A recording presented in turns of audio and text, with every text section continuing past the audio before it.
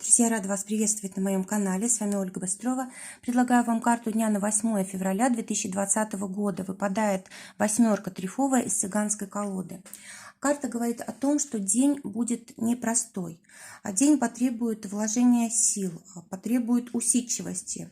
Нужно будет соблюдать какие-то принципы, законы, может быть, законы какие-то личные, либо законы другого человека, либо законы государства, да, в общем, какие-то ограничения будут все время сегодня, и нужно будет с этим считаться.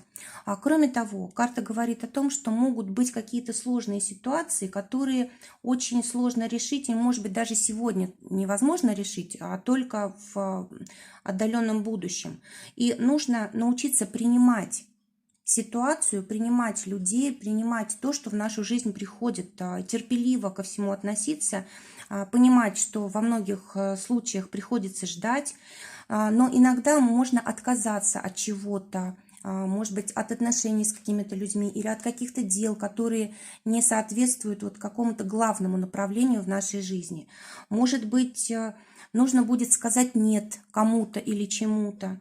В общем, задержки могут быть, препятствия могут быть. Самое главное, что вот эта карта относится к Сатурну.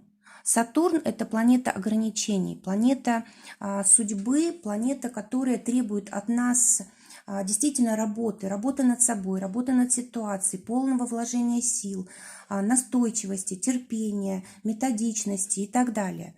И вот если мы сегодня именно таким образом себя проявляем, то Сатурн становится как бы на нашу сторону. Это, конечно, образное понятие, то есть жизнь начинает нам помогать. Могут приходить нужные люди, начинают продвигаться ситуации, решаются все вопросы, даже самые сложные. Но сначала вот такая проверка идет, то есть сначала мы должны показать, что мы действительно стараемся, вкладываемся, не сдаемся, не нарушаем правила, не выходим за пределы каких-то вот ограничений, которые нам жизнь дает, принимаем жизнь, принимаем судьбу и стараемся все делать самым лучшим образом. И вот тогда действительно приходит помощь, поддержка, продвижение и так далее. Друзья, желаю замечательного дня, желаю воспользоваться этими энергиями для того, чтобы решить какие-то самые важные вопросы в своей жизни, для того, чтобы действительно мы получили помощь от жизни, от высших сил. Всего вам доброго, до новых встреч!